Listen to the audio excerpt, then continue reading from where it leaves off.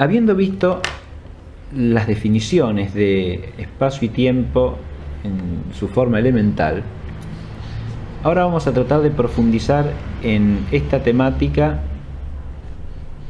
según dos líneas de reflexión. Por un lado, ciertos problemas que se han planteado en la tradición escolástica sobre el espacio particularmente y que permiten ahondar la noción misma del espacio en relación con el mundo físico. Aquí tenemos que tener en cuenta por lo menos dos problemáticas básicas. Una, las cuestiones que atañen a la finitud o infinitud del espacio. Estas cuestiones vienen planteadas ya desde la antigüedad griega, aparecen abordadas por Aristóteles, los comentaristas de Aristóteles, y de ahí las recibe la tradición escolástica. Allí tenemos por lo menos dos cuestiones fundamentales. La primera, la de lo que suele llamarse lo infinitamente pequeño, y la otra, la de lo infinitamente grande. Es decir, la primera sería la cuestión de la divisibilidad del espacio físico. Si el espacio es infinitamente divisible o no. Y la segunda es la cuestión de la limitación o no del espacio físico. Es decir, si el espacio del mundo físico es infinito en magnitud o no.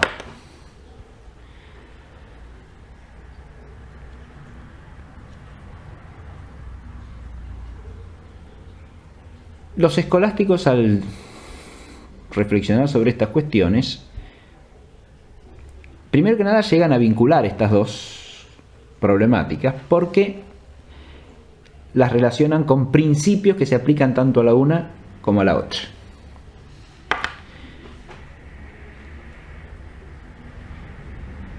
El primer principio que aplican es la distinción entre el infinito actual y el infinito potencial. Esta se cruza a su vez o da origen a una distinción paralela que es de orden lógico, pero que es inseparable a esta distinción real entre infinito actual e infinito potencial, y es la distinción entre el infinito sin categoremático y el infinito categoremático. Estas distinciones van a permitir dar respuesta a estas cuestiones que se plantean. Pero otra línea de principios tiene que ver no ya con la problemática de la infinitud entendida en relación con el acto y la potencia y con la intelección de lo que es infinito acto e infinito potencia y su expresión en el orden de las proposiciones o juicios del pensamiento humano, sino que tiene que ver con la relación entre el mundo físico y la causa primera. Porque desde el punto de vista filosófico, esta cuestión física no puede separarse del todo de una problemática metafísica. A saber, la causa primera puede o no causar un mundo físico infinito en acto. ¿Tiene la potencia para hacerlo o no? ¿Y qué significaría tal cosa? Adviértase que eso desde el punto de vista metafísico tiene también trasfondos teológicos, porque tiene que ver con la cuestión de la omnipotencia divina. En esto la tradición escolástica va a tender por lo menos a matizar las afirmaciones de Aristóteles, para el cual obviamente el acto primero, o sea el primer movente, no tiene nunca potencia creadora, de manera tal que en Aristóteles la cuestión nunca se puede plantear en relación con la omnipotencia creadora de Dios. Pero los autores cristianos no pueden pensarla fuera de esa cuestión, fuera de esa verdad, ¿no? Mejor dicho, no pueden pensar la cuestión fuera de esa verdad teológica de la omnipotencia creadora de Dios. Inclusive va a haber sentencias eclesiásticas que rechacen como errores algunas afirmaciones de Aristóteles y de Averroes sobre el carácter necesario de ciertos aspectos del mundo físico, ¿no? Como si la omnipotencia divina fuese incapaz de otra cosa. Eso le va a abrir a la mentalidad de los escolásticos vías de reflexión que son en ese aspecto más amplias que las que tiene el propio Aristóteles en su contexto mental. O sea, les va a permitir considerar ciertas posibilidades que Aristóteles no tiene en cuenta. Es interesante advertir esto porque desde el punto de vista histórico, la consideración de esas posibilidades también está en el trasfondo del desarrollo de lo que es el pensamiento filosófico sobre el mundo en los tiempos posteriores, es decir, el desarrollo de lo que suele llamarse la física moderna, ¿no? Hay muchos trasfondos que tienen que ver con esto, con estas posibilidades que se piensan en la mentalidad escolástica. En relación con lo infinitamente pequeño, desde luego, aparece tanto la cuestión de la divisibilidad infinita del espacio como la del tiempo, ¿no? Y esto a partir de la clásica paradoja de Aquiles y la tortuga que aparece planteada en la escuela eleática, ¿no? Es decir, si el espacio o el tiempo son infinitamente divisibles en acto, ¿no? Resultaría en el fondo imposible el movimiento tal como de hecho se da en el mundo físico.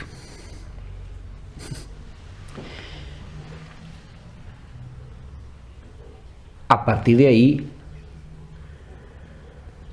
parece claro que ni el tiempo ni el espacio son infinitamente divisibles en acto, sino solo potencialmente divisibles al infinito. A esto se opondrá como una objeción en algunos autores escolásticos que es un principio que todo lo que está en potencia puede pasar al acto.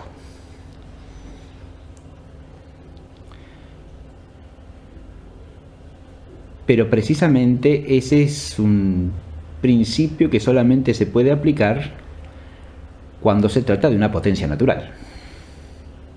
Uno puede decir que todo lo que está en potencia natural puede pasar al acto, pero la potencia del infinito en cuanto a su divisibilidad es una potencia natural. De no serlo, ese principio es absolutamente inaplicable. Y el asunto acá es si esa divisibilidad al infinito no es más bien una operación de la mente, es decir, si esa divisibilidad al infinito, lejos de ser una potencia natural, no es otra cosa que una potencia racional, es decir, una potencia de la razón en relación con el espacio y el tiempo. Porque en ese caso sería una mera potencia pasiva, no una potencia de la naturaleza, ¿no? Sería algo que está en potencia en relación con una inteligencia que lo puede pensar como divisible, ¿no? Pero no en su realidad misma, como si ese ente tuviese la potencia de dividirse infinitamente, ¿no? Ahí es donde los escolásticos empiezan a desarrollar la cuestión del aspecto lógico, digamos, de la divisibilidad al infinito, ¿no? Y el infinito en acto y el infinito en potencia se correlacionan, como dije, con el carácter categoremático o sin categoremático de la afirmación de la infinitud, ¿no? Sería categoremático a la infinitud cuando la infinitud se afirma en acto de una realidad, como dándose en ella, en algún sentido. En cambio sería sin categoremática cuando se relaciona con algo que de suyo no es infinito, pero que bajo algún aspecto puede decirse infinito. Por ejemplo, infinito en relación con una inteligencia que lo puede dividir racionalmente de manera ilimitada. El tema de la divisibilidad del espacio y el tiempo va a llevar precisamente a la sentencia común y sólida de que ni lo uno ni lo otro son infinitamente divisibles en acto, porque toda división actual implica una determinación y por lo tanto una definición, que es lo contrario de la infinitud. porque la infinitud implica una indeterminación, ¿no? Si yo divido en acto, tengo que dividir hasta cierto punto. Esa división está limitada por el punto hasta el que divido, ¿no? De manera tal que la división en acto no puede ser sino finita, nunca puede ser infinita, nunca puede proceder al infinito. Lo que sí existe es una potencialidad de dividir al infinito.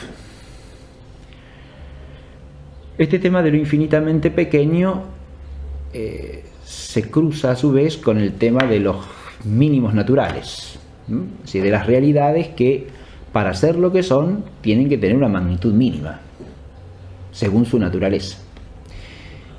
Y este es un tema que atraviesa toda la tradición de la filosofía natural hasta el día de hoy, ¿no? Porque de hecho todas las entidades físicas que se estudian y que se pueden captar directa o indirectamente tienen alguna magnitud propia, por debajo de la cual no tienen existencia alguna, de manera tal que el tema de los mínimos naturales, diríamos, sigue plenamente vigente. La divisibilidad del continuo es indefinida solamente cuando la pensamos de un continuo homogéneo puramente abstracto, es decir, del continuo geométrico. Y aquí viene la necesidad de un principio que nos tiene que guiar siempre cuando pensamos en filosofía natural. La cantidad de las cosas vista físicamente es una cantidad real. Vista matemáticamente es una cantidad que es real solo en cuanto al sujeto al que la podemos aplicar, pero no en cuanto al modo en que la pensamos, porque el modo de pensar matemáticamente no es correspondiente a la realidad del ser físico. Hemos abstraído la cantidad de su sujeto y la hemos absolutizado, y la estamos pensando en un plano que no es el físico. Cuando nosotros pensamos la cantidad matemática como una cantidad infinitamente divisible, la pensamos bien, pero esa divisibilidad infinita, a su vez, no es tampoco siquiera expresable matemáticamente si llegamos al infinito. Es decir, nosotros podemos pensar que la podemos seguir dividiendo y dividiendo y dividiendo indefinidamente, y es claro que es así. Pero si queremos pensar la determinación del infinito, desaparece la posibilidad de entender, porque es precisamente una indeterminación. Si uno piensa cierta determinación de la división, en acto será siempre una división finita, aún en el plano de la continuidad geométrica y aritmética.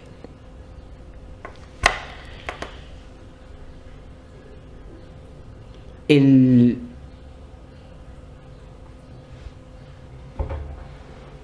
otro aspecto, el otro problema es el de lo infinitamente grande, ¿no?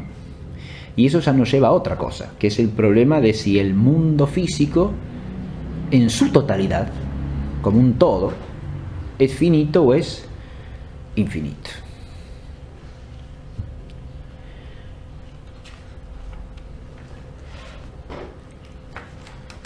Aquí la tradición escolástica va a ser sólida en un principio básico. Hay algo que no puede atribuirse jamás al universo físico, y es la infinitud de perfección actual. Porque esa infinitud de perfección actual no es compatible con el ser físico. Si hablamos de una infinitud de perfección actual, no estamos hablando tampoco de un infinito cuantitativo físico. Estamos hablando de la infinitud de perfección que es propia del acto puro y que solamente puede atribuirse a Dios. Y con eso ya nos damos cuenta que cuando hablamos de infinitud tenemos que pensar qué estamos diciendo. La infinitud puede ser entendida en un sentido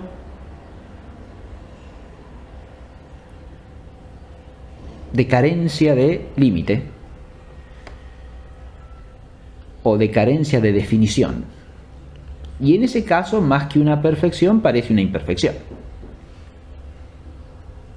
porque sería una cierta indeterminación.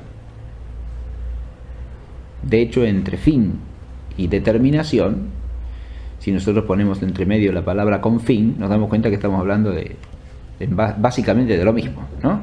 Si yo digo que el universo no tiene confín, estaría diciendo que no tiene una determinación que lo delimite, no estaría hablando propiamente de una perfección, estaría hablando más bien de una imperfección, de una falta de terminación, ¿no? En cambio, cuando hablamos de la infinitud en el sentido en que se aplica a la perfección infinita del ser divino, ahí ya no estamos diciendo una carencia, estamos diciendo una plenitud. Estamos diciendo infinitud como negación de la finitud que es imperfección. Estamos diciendo no imperfección, o sea, estamos diciendo perfección absoluta. Esta infinitud es la que no puede atribuirse jamás al mundo físico. Y esto es claro para cualquiera que piense filosóficamente de manera lúcida la realidad física, ¿no? La realidad física es de suyo compuesta y de suyo finita, en este sentido de imperfecta ónticamente. El problema, una vez esclarecido esto, se centra más bien en la cuestión física de si hay que pensar una extensión finita o infinita del espacio real.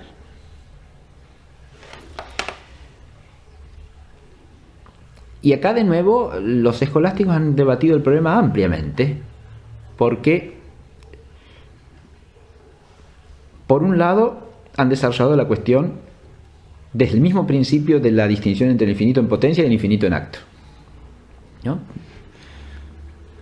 Parece razonable pensar que el espacio de la totalidad del universo, o mejor dicho, la totalidad del universo físico en su conjunto, según su extensión total, podría ir ampliándose progresivamente.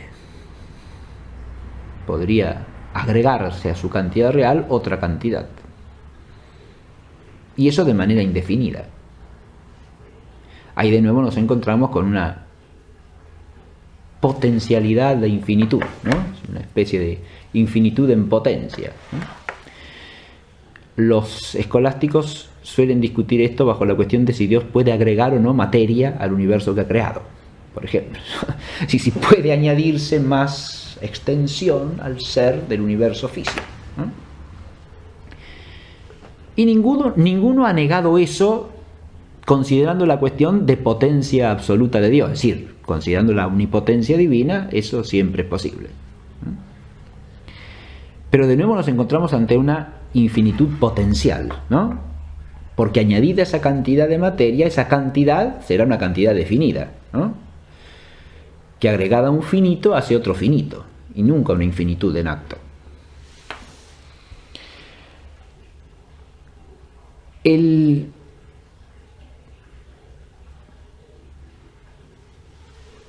conjunto de los autores del siglo XIII, que discuten el problema con cierta amplitud, Alberto Magno, Santo Tomás, Duns Scoto también, Enrique de Gante, sostienen con toda claridad que el conjunto del universo físico no puede entenderse sino como un todo finito, en acto. Y al mismo tiempo salvan la omnipotencia divina sosteniendo que Dios podría hacerlo más extenso de lo que lo ha hecho si quisiese. Algunos autores del siglo XIV, sobre todo de tradición emparentada con el nominalismo, precisamente para defender la omnipotencia de Dios, tenderán a decir que si bien físicamente es imposible un universo infinito, Dios sobrenaturalmente podría hacerlo existir, ¿no? Es una manera de hablar que desde el punto de vista tanto filosófico como teológico tiende a la confusión. Primero porque el concepto de sobrenatural ahí no se ve bien claro, habría que ver de qué sobrenaturalidad se está hablando allí, ¿no? Porque no se está hablando de sobrenatural en sentido rigurosamente teológico. Y segundo, filosóficamente tiende a poner una suerte de nebulosa, porque en realidad la respuesta filosófica sería exactamente la misma. Si físicamente es imposible, quiere decir que el universo físico es en acto finito, a la luz de la razón. El problema seguirá siendo discutido en los siglos XV, XVI, Hay un autor del siglo XV al que suele citarse en esta materia, que es Nicolás de Cusa. Y Nicolás de Cusa tiene una posición muy interesante al respecto, porque a veces se lo suele hacer aparecer como un infinitista, que ha afirmado la infinitud del universo físico, y Nicolás de Cusa, primero que nada, en el principio fundamental de distinguir la infinita perfección divina de la finitud esencial del universo físico, es totalmente taxativo, dice exactamente lo mismo que todos los grandes escolásticos. Es decir, la infinitud absoluta de perfección no se le puede atribuir sino a Dios, nunca al universo creado. Pero el universo físico, según el cusano, tampoco se puede decir finito sin más. En realidad la respuesta de él es que no hay que predicar del universo físico en su conjunto ni la finitud ni la infinitud. Y es una respuesta interesante porque lo que querría decir es que no la infinitud, porque no se le puede atribuir la infinitud como perfección. Y atribuirle la infinitud como perfección en acto es también contrario a la razón. Pero decir que es finito sería afirmar que nosotros podemos entender claramente cuál es el límite o la definición de la totalidad del universo. Y sostiene, no sin parte de razón filosófica, que no podemos hacerlo de modo claro. Lo que aparece ahí es el problema de si podemos o no entender o pensar el límite, la determinación última del espacio físico o del conjunto de la extensión del universo físico.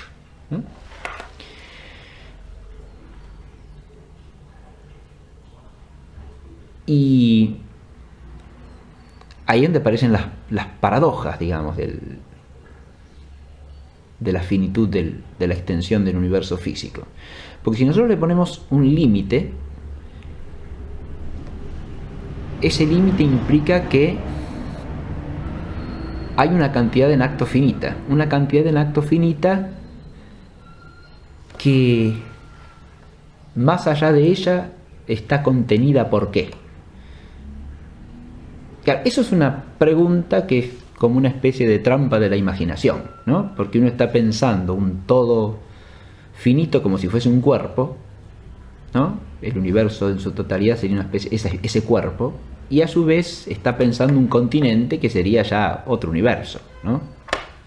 Estaríamos pensando en un universo contenido en otro universo. Entonces no estamos hablando del universo físico sin más, estamos hablando o contenido en un espacio que sería el espacio de otro universo, ¿no? Y así sucesivamente, y entonces nos venimos a una especie de contenidos y continentes sucesivos que no tienen fin tampoco, ¿no? El límite es una determinación. Esto es lo que hay que entender primariamente. No podemos, primero que nada, imaginar la totalidad del espacio físico del universo. No podemos, porque lo que tenemos que hacer allí es pensar la totalidad de un conjunto de seres corpóreos que están relacionados en acto entre sí y que son una totalidad de algún modo delimitada. ¿Delimitada por qué? Y porque tiene finitud como totalidad. Esto lo único que significa es que hay una determinación que es la de ese universo, concebido como un todo. No que hay un límite más allá del cual tenemos que pensar otra cosa. Porque, insisto, en ese caso estaríamos pensando el confín entre un universo y otro universo, entre un cuerpo y otro cuerpo.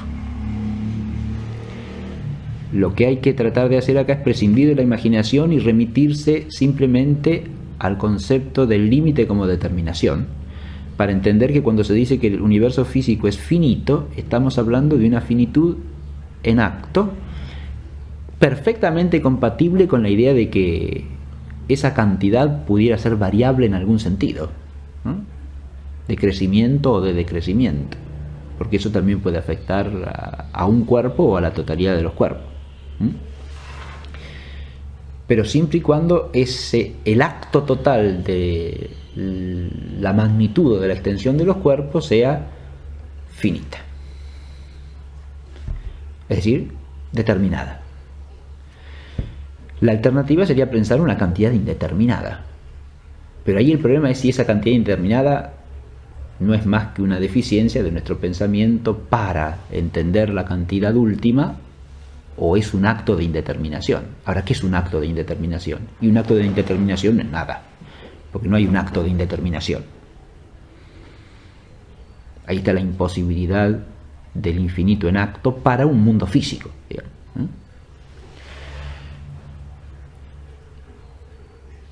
Asociado a estos dos problemas, hay un tercer problema que no hago más que mencionar brevemente, que es el de la unidad o pluralidad del universo físico. Aristóteles sostuvo con mucho énfasis que no puede haber más que un universo. Es decir, el mundo es único, necesariamente único.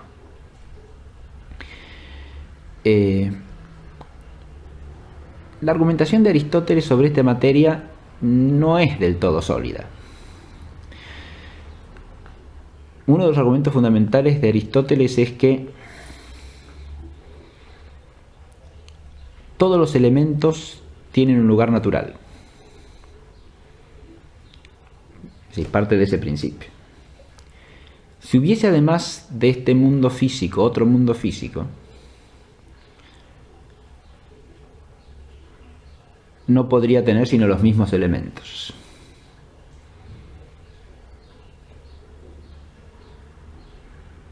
Si ese otro mundo físico tuviese un lugar natural para cada uno de ellos, esos elementos tenderían a la vez al lugar natural de ese otro mundo y al lugar natural de este mundo, y entonces no tenderían a ningún lugar. Y eso es imposible. Entonces no puede haber más de un mundo físico.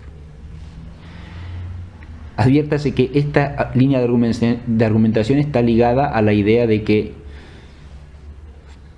todo cuerpo tiene un lugar natural al que tiende, ¿no? Es decir, si hubiese tierra en otro mundo, la idea de Aristóteles sería que esa tierra tendería al mismo centro al que tiende toda la tierra. Entonces no estaría en otro mundo, estaría en este. No podría tender a otro centro distinto, tendería al mismo lugar y por lo tanto estaría en la misma tierra, ¿no?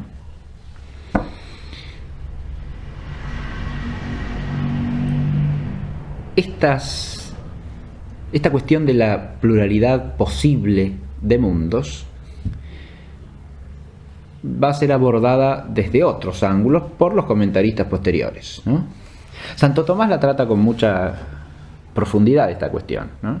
Y superando claramente las argumentaciones de Aristóteles. Santo Tomás, cuando arguye por la unidad del mundo físico, lo hace desde otro plano totalmente distinto al de la teoría de los elementos, por ejemplo, ¿no? Sostiene por un plano que es más bien metafísico-teológico, ¿no? Porque sostiene que, primero que nada, sostiene la posibilidad de que Dios crease una pluralidad de mundos, sucesiva o simultánea, como posibilidad en principio. Pero sostiene, en primer lugar, que si ese otro mundo fuese un mundo con el mismo tipo de perfecciones de este, no correspondería, no sería conveniente a la sabiduría divina crear dos mundos idénticos o del mismo tipo, ¿no?, en lugar de uno solo. Es un argumento de conveniencia puramente, ¿no?, pero que tiene un aspecto de profundidad, porque sería más pensar como una especie de creación ociosa, ¿no?, para que dos mundos que serían una especie de repetición el uno del otro. Y si fuese un mundo con perfecciones distintas, o sea, que realiza otro tipo de perfecciones de las que están en este mundo, en realidad no sería otro mundo, dice Santo Tomás, sino que sería parte de una totalidad de creación que en su unidad sería el único mundo. Y eso está muy bien. Es decir, si el otro mundo tuviese otro tipo de perfecciones, digamos, otro tipo de seres, otro tipo de entidades, realizase otras posibilidades de los infinitos posibles que están en la inteligencia divina, el mundo sería la composición de esos dos mundos, porque toda la realidad tendría una plenitud que no tendría ni el uno ni el otro por separado. Con eso está abriendo una posibilidad que es, cuando hoy día se habla en la cosmografía o en la astronomía de aspectos diversos del mundo físico en su totalidad, como serían galaxias por un lado y agujeros negros por otro, y realidades que podrían ser de modo distinto o estar organizadas según leyes físicas distintas, eso estaría perfectamente contemplado por esta visión que tiene Santo Tomás de realidades que son realización de perfecciones parciales distintas y que por lo tanto serían complementarias entre sí, y no una reduplicación del mismo tipo de orden que parecería inconveniente a la infinita sabiduría divina, ¿no? Pero en ese caso en realidad no habría una pluralidad de mundos en sentido propio, habría una única totalidad, un único mundo que tendría distintos aspectos, ¿no? Distintos aspectos que en su correlación total formaría la armonía universal, ¿no? La totalidad del mundo.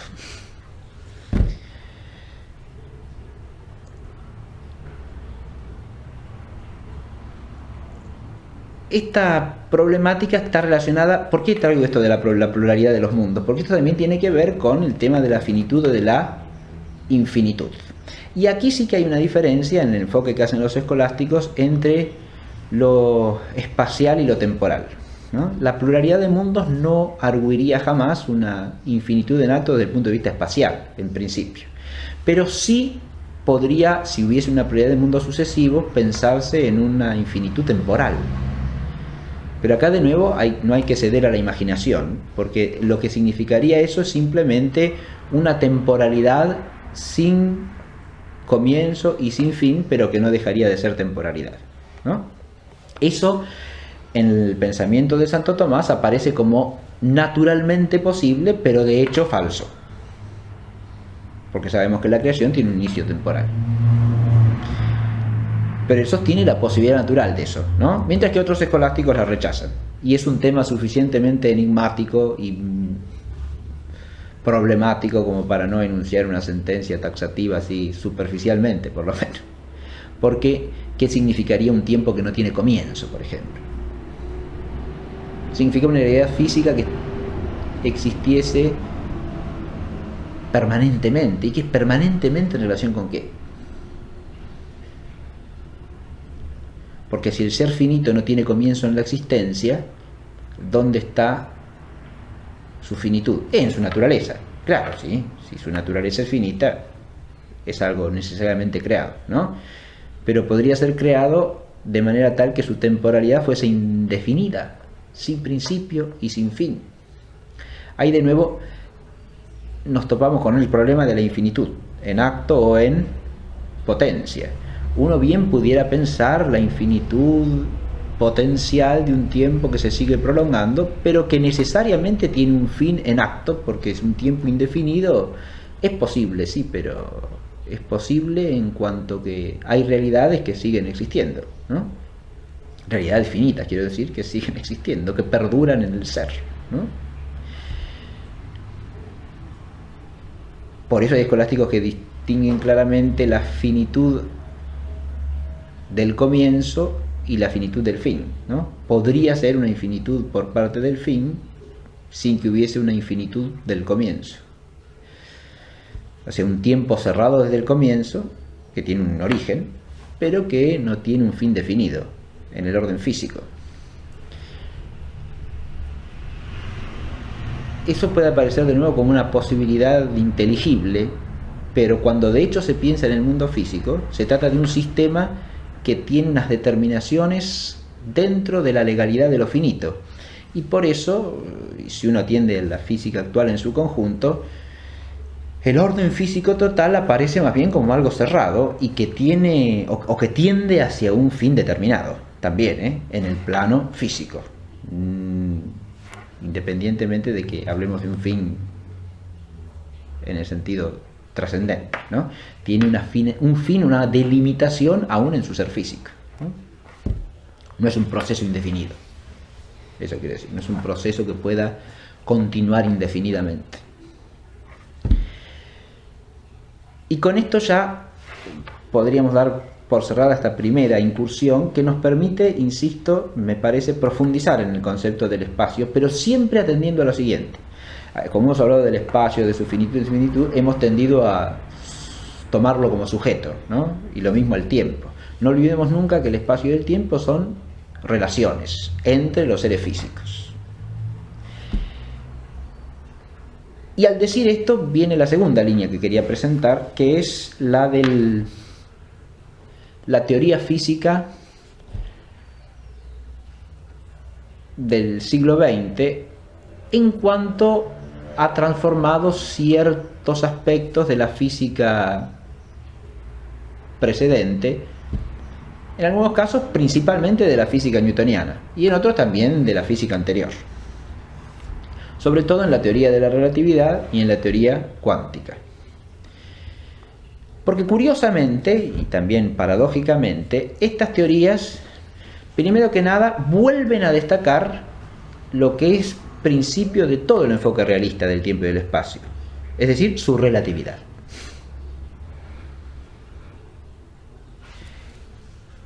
Y en eso a lo que se oponen claramente es a la concepción newtoniana.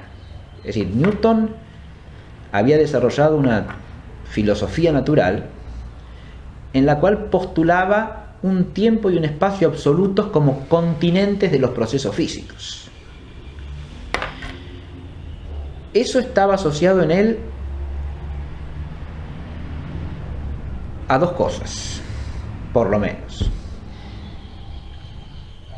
Primera, a lo que podríamos llamar una serie de convicciones metafísico-teológicas, en general confusas y bastante erradas, en el sentido de que él tiende a pensar esa realidad del espacio absoluto como algo de Dios mismo. Es la teoría del espacio absoluto como el sensorio divino. Se discute si la desarrolló el propio Newton o algún discípulo inmediato de él, pero eso es irrelevante. La idea estaría en que el espacio es como el sensorio de Dios, donde Dios siente los cuerpos. Bueno, una especie de pseudoteología confundida con la física, ¿no? Pero esta convicción del espacio absoluto en Newton, esta convicción del espacio absoluto, tiene que ver a su vez con su enfoque matemático de la física y en el hecho de que él no discierne entre la representación matemática del mundo físico y la realidad física misma.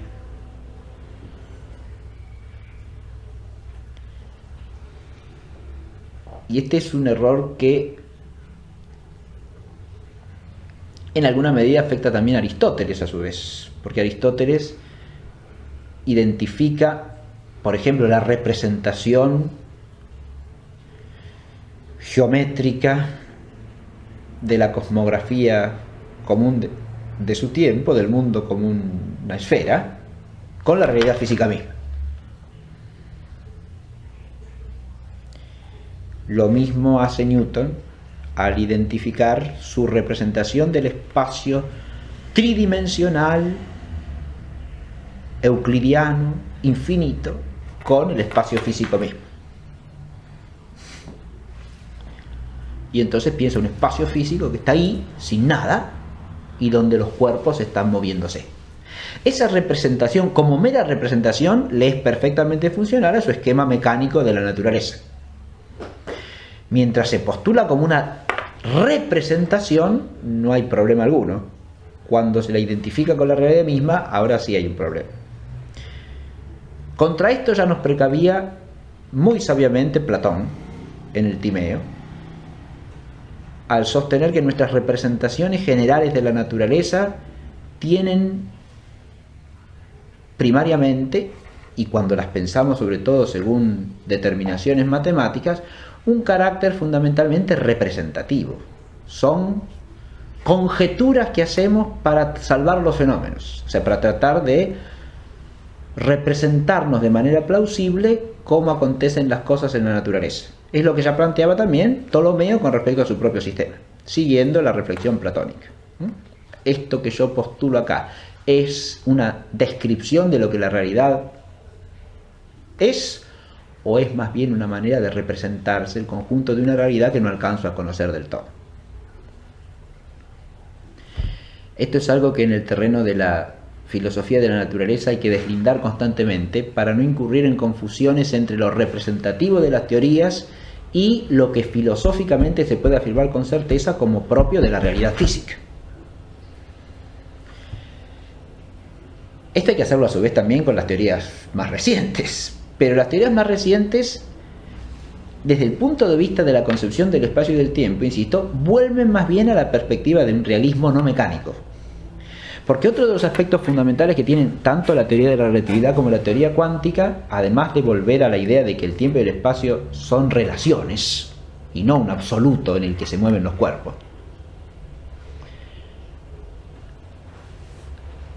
otra cosa a la que sí hay que destacar es que tienden a trascender, a superar lo que suele llamarse la concepción mecánica de la naturaleza. Es decir, la idea de que todos los procesos del mundo físico se pueden explicar como relaciones entre corpúsculos, entre pequeños cuerpos, entre partículas que se mueven en un espacio. Eso es lo que no está aceptado precisamente ni en la teoría de la relatividad ni en la teoría de los cuantos. Es en lo que trasciende la física más reciente a lo que podríamos llamar, con una expresión que se usa pero cuya validez habría que analizar un poco, el modelo mecanicista, ¿no? La concepción mecanicista,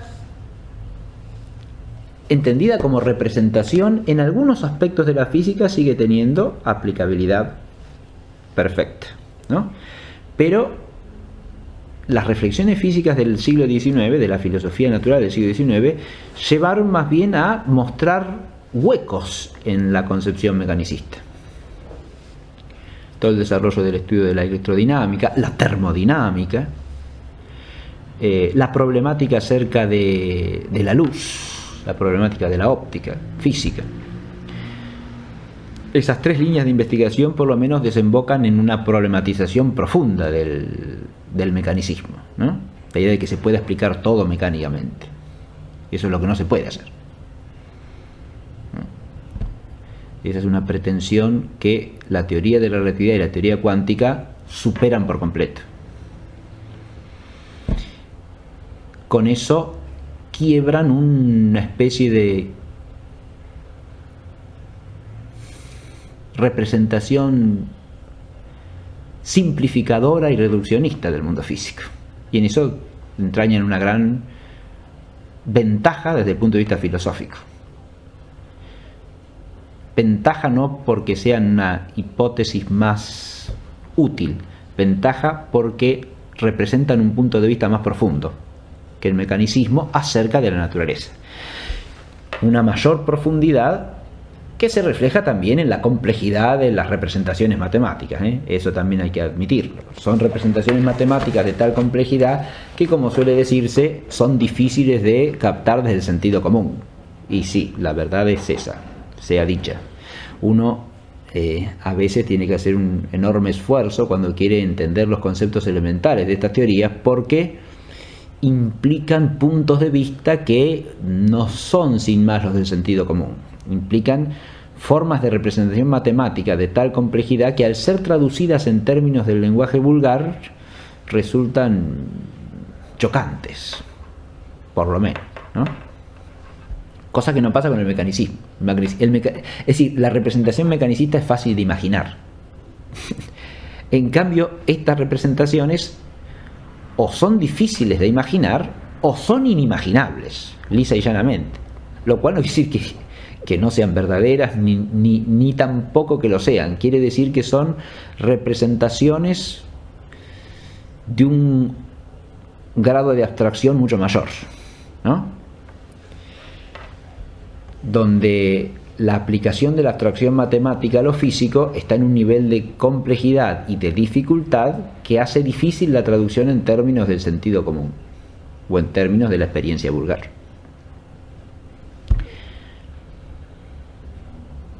El tema del espacio y del tiempo aparece tanto en la teoría de la relatividad como en la teoría cuántica. Yo lo único que quiero destacar aquí son algunos aspectos fundamentales y de una manera muy elemental. En la teoría de la relatividad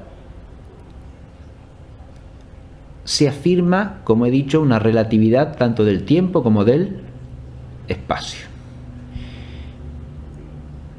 Si hablamos de espacio, no hablamos de otra cosa que de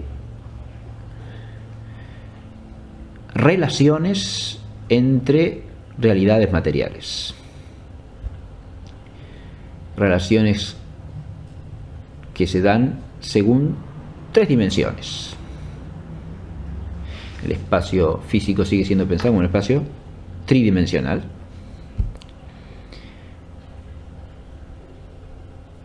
Pero las relaciones espaciales no son más que algo propio del universo de los cuerpos, es decir, de la realidad que se llama la masa.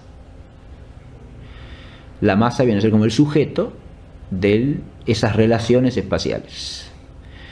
No hay un espacio que es el continente vacío de unos cuerpos que se mueven en él, que eso sería el modelo mecánico, ¿no? Sino una realidad física que es masa, es energía, y esa realidad física genera relaciones unidimensionales, bidimensionales, tridimensionales, ¿no? Que son lo que llamamos relaciones espaciales. Ese espacio a su vez está relacionado con el tiempo. Y acá viene lo que es más propio de la relatividad, lo que suele destacarse como su novedad. Y en esto también hay cierta novedad en relación con toda la física anterior, incluso más atrás de Newton, porque espacio y tiempo clásicamente se piensan como dos aspectos claramente distintos de la realidad física.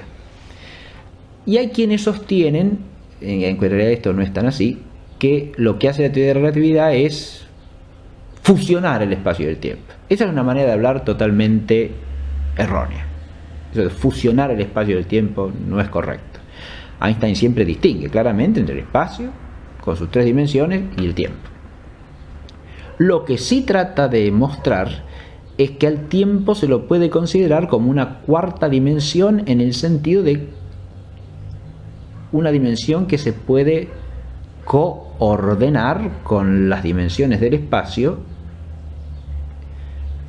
como variables de principios o de leyes físicas en las cuales tanto el uno como el otro son variantes y relativos. ¿Qué quiero decir con esto? En toda la dinámica y en la mecánica anterior, y también en la concepción física clásica, el tiempo, si bien es algo que es una relación, que tiene que ver con las cosas que cambian, aparece visto como una entidad homogénea para todo el mundo físico. O dicho de otra manera, hay un único tiempo. En toda la extensión del universo físico no hay más que un tiempo.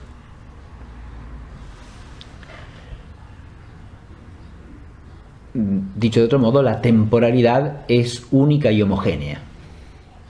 En cambio, en la concepción física einsteiniana, la temporalidad no es única y homogénea. Es relativa al sistema de coordenadas desde el cual uno mida los procesos físicos. Ahí sí hay un dato original, digamos así. El tiempo se hace todavía más relativo, digamos, ¿no? Se hace relativo en un sentido en que no se lo había pensado antes como relativo.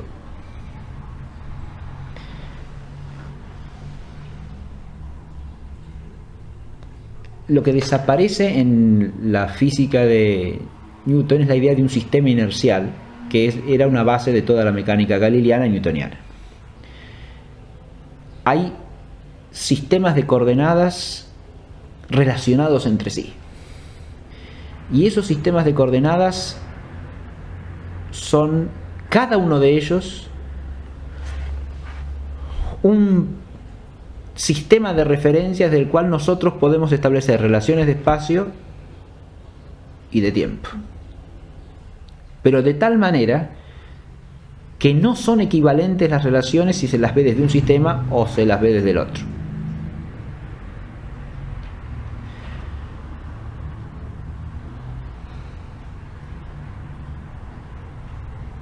No se trata tampoco de una relatividad absolutamente simétrica. Precisamente es una relatividad estructurada de modo complejo y según leyes precisas.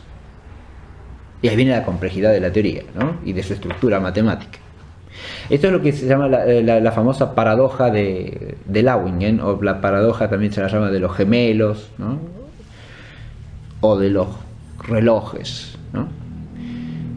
La versión más popular es esa de los gemelos, según la cual uno se queda en la Tierra, el otro viaja en una nave espacial y vuelve a la Tierra, y el tiempo que pasa para el uno es distinto al tiempo que pasa para el otro, ¿no? El otro viaja a una velocidad cercana a la velocidad de la luz, ¿no? Y entonces el tiempo que transcurre parece que viajó y volvió, no es el mismo que el tiempo que transcurre para el que se quedó, ¿no? O sea, si uno mide la temporalidad del sistema de coordenadas, tomando como sistema de coordenadas la posición del que se quedó, resulta un tiempo. Y si uno mide un tiempo para el viaje del que se fue y volvió, ¿no? Y si uno lo mide desde el sistema de coordenadas que estaría situado en la nave espacial, resulta otro tiempo. La paradoja en qué está, en que si el movimiento de estos dos sistemas es relativo el uno al otro, podríamos decir que la medida del tiempo tiene que ser igual. A ver, si yo tomo dos cuerpos que se mueven relativamente uno al otro,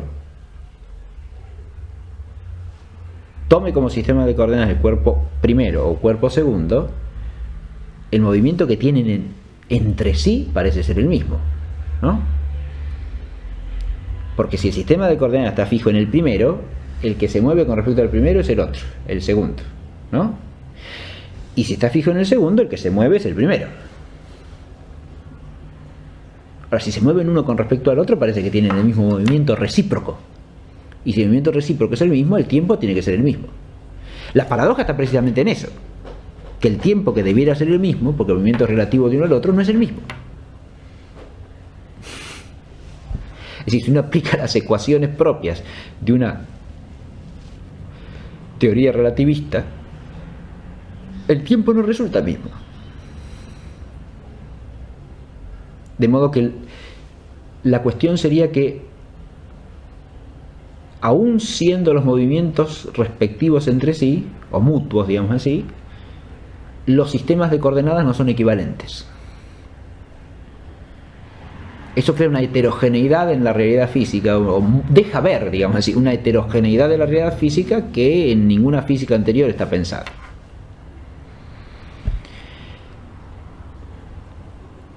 La única verificación experimental que se ha hecho de esa paradoja se ha hecho con relojes, ¿no? Uno fijo en la Tierra y otro viajando en un avión supersónico que da vueltas a la Tierra, ¿no? El experimento se hizo varias veces y se verificó al volver el avión que los relojes que estaban sincronizados al momento de la partida ya no estaban sincronizados. O sea que el reloj que había viajado en el avión en movimiento había marcado un tiempo distinto al avión que se había quedado en la Tierra. En realidad la diferencia temporal en ese caso es una diferencia, la que se ha verificado, es minimísima. No me acuerdo ahora el orden de cuantitativo, pero es una cosa son nanosegundos. Hay que expresarlo en esas dimensiones, ¿no? Pero hay una diferencia, ¿no? Por supuesto que se ha planteado si no, bueno, hay que verificar si los relojes siguieron funcionando bien, sobre todo el reloj que salió en el avión, si algo lo afectó, si no lo afectó, muy bien. Pero en realidad el problema de fondo está está en qué es lo que hace que los sistemas no sean equivalentes en su movimiento mutuo. Por eso, en la propia mente de Einstein, ese tipo de paradoja lleva a lo que llama la generalización de la teoría de la relatividad. Einstein desarrolló dos teorías, ¿no? La teoría que se llama de la relatividad especial y la teoría de la relatividad generalizada. La primera es la que tiene más amplia verificación y uso generalizado. La otra es más bien una teoría que es muy considerada y tiene desarrollos teóricos hasta el día de hoy, pero que está en otro plano de abstracción, digamos, ¿no? Pero en la teoría de la relatividad generalizada es donde Einstein pretende encontrar el fundamento de todo este problema, porque la idea es que el mundo físico es un mundo heterogéneo en su estructura misma. Incluso la estructura de la masa y de la energía sería heterogénea y solamente se la podría visualizar no desde una visión mecanicista, sino desde la noción que él postula, que es la de campo, ¿no? Y que viene ya desde la teoría electromagnética, ¿no?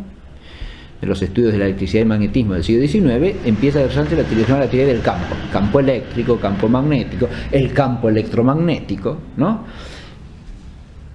Lo que Einstein va a postular es que toda la realidad física hay que verla desde la doctrina del campo, la gravitación también. Entonces ahí es donde aparece el tema de cómo la gravitación incide sobre la luz, por ejemplo, y la puede desviar, ¿no? Y eso genera la estructura misma de lo que podríamos llamar el espacio, porque las relaciones entre los cuerpos son relaciones de cuerpos que están afectados por leyes que les dan una estructura particular. Por eso en la teoría general de la relatividad aparece la idea de lo que llama Einstein la curvatura del espacio. El espacio real puede ser interpretado como un espacio que tiene una estructura que no es homogénea, sino que tiene una estructura diversificada. Es un espacio que implica relaciones entre cuerpos que no son iguales en cualquier lugar, sino que se dan según el lugar en que acontezcan de modo distinto. Y esto para decirlo muy simplificadamente, eso hace que no sea un espacio homogéneo. Es un espacio vinculado a la temporalidad porque está vinculado al movimiento. Y ya en la teoría especial de la relatividad el movimiento incide sobre el tiempo y sobre el espacio. Dilata el tiempo o lo condensa, ¿no? Como el espacio mismo, porque la longitud de los cuerpos también puede, la magnitud, la extensión de los cuerpos puede ampliarse o abreviarse en relación con su movimiento, ¿no? En todo ese universo lo que actúa como un límite es la velocidad de la luz. Pero esa misma velocidad de la luz tampoco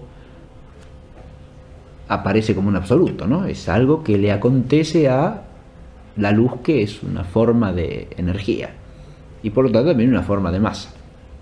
El otro problema que aparece ahí es la de la equivalencia entre la masa y la energía, que son dos aspectos de la misma realidad física, ¿no? El propio Einstein dice que la masa es como energía concentradísima, ¿no? Y cuando la energía está menos concentrada se llama energía, cuando está mucho más concentrada se llama masa. Bien. Pero el universo físico parece como un universo en el cual espacio y tiempo son dimensiones relativas correlacionadas entre sí y que se pueden influir recíprocamente, pero nunca como un absoluto, sino como algo que depende del campo gravitacional, depende del campo electromagnético, depende de la estructura de la materia, para decirlo de alguna manera, ¿no? La estructura que tiene el universo físico en su entidad, llamémosla sustancial, es lo que determina el espacio y el tiempo, ¿no? En este sentido sí es una antítesis de la representación mecánica, ¿no? según la cual hay un espacio y un tiempo absolutos e invariantes dentro del cual se mueven una serie de cuerpecitos, ¿no? Y eso explica todos los fenómenos físicos. A pesar de toda su abstracción y de toda su complejidad matemática, esta manera de enfocar la realidad física es, en virtud de lo que acabo de decir, mucho más conforme a los principios básicos del realismo que la representación mecanicista. Y lo es convergentemente, no lo es porque se fundamenta en ellos, sino porque profundizando en el estudio de la propia realidad física con los instrumentos propios de la física matemática, viene a desembocar en una visión de las cosas más acorde con la totalidad de la realidad, podríamos decir, ¿no? Y más profunda, como dije antes. Y lo mismo pasa cuando pasamos de lo infinitamente grande, que sería el tema de Einstein, a lo infinitamente pequeño, que es el tema de la teoría cuántica, ¿no? Cuando se pasa a la estructura subatómica de la materia, ¿no? De la realidad corpórea, ahí de nuevo tiempo y espacio aparecen como algo que se da en relación con un universo de cuantos, de individuos, de materialidad o de individualidades físicas que se relacionan entre sí con relaciones temporoespaciales, pero acá el tema no es tanto el de la relatividad, que sigue siendo igualmente sostenida en la concepción del tiempo y del espacio, sino más bien la indeterminación. Es decir, que esas relaciones de tiempo y espacio en este terreno no son determinables del mismo modo en que lo son en la macrofísica. Acá lo que se pierde es la precisión, la determinación precisa. Eso lo llama el principio de indeterminación, ¿no? Si uno determina algunas variables, resulta imposible determinar otras. Si uno determina la posición o la ubicación, ya no puede determinar exactamente la velocidad. Si uno determina exactamente la velocidad, que tiene con el movimiento y por lo tanto con el tiempo, no puede determinar precisamente la ubicación. Determina una ubicación vaga en un área, ¿no? Pero no puede determinarla puntualmente según el hábito de la macrofísica, ¿no? Fijar las coordenadas exactas donde se ubicará el móvil en determinado tiempo, ¿no? Moviéndose a tal velocidad. Entonces hay unos márgenes de indeterminación que generan todo el problema interpretativo filosófico de si esa indeterminación se debe a nuestra impotencia para el conocimiento de realidades que nos escapan, o sea, afecta al sujeto de conocimiento, digamos así, o es propia de la realidad física en ese nivel. Es decir, esa realidad tiene cierto margen de irresolución, podríamos decir, de imprecisión, de vaguedad. Esto no quiere decir que esa realidad no obedezca a ciertas leyes determinadas, ojo, sino que en esas leyes hay un margen de probabilidad. O sea, no son leyes determinísticas numéricamente exactas, sino que son leyes probabilísticas. Uno puede decir que en tal instante el móvil va a ocupar tal espacio, pero tal espacio es un espacio que tiene cierta amplitud. O sea, está probablemente aquí o aquí o aquí o aquí, en alguno de los puntos de este área, pero en cuál no lo puedo determinar, ¿no? Insisto, uno filosóficamente se puede plantear la opción de si esa indeterminación se debe a la imposibilidad de medir con precisión que tenemos nosotros, o de pensarlo con exactitud, o está en la realidad misma de la cosa como algo que indica cierta contingencia en los fenómenos físicos de ese nivel, ¿no? Las dos cosas son en principio aceptables, o incluso pueden ser correlativas la una a la otra, ¿no? El tiempo aparece también en la teoría de los cuantos, suele decirse, como una realidad que tiene cierta heterogeneidad también, pero en un sentido distinto al de la relatividad, una cierta heterogeneidad en cuanto el tiempo no aparece como un continuo total, sino como una especie de sucesión intermitente de instantes. Pero de nuevo, eso es algo que hay que plantearse si no obedece a nuestra manera de representarnos una realidad que conocemos solo aproximadamente. El tiempo y el espacio desde estas teorías físicas tienen, por un lado, la posibilidad de ser integrados en complejos sistemas de representación matemáticos, ¿no? Es decir, si uno quisiese entender realmente esto que yo he dicho de manera descriptiva muy elemental y más bien en traducción en términos del lenguaje corriente, si uno quisiese entender esto, tendría que entender los sistemas de ecuaciones que representan esto, que son matemáticamente muy complejos.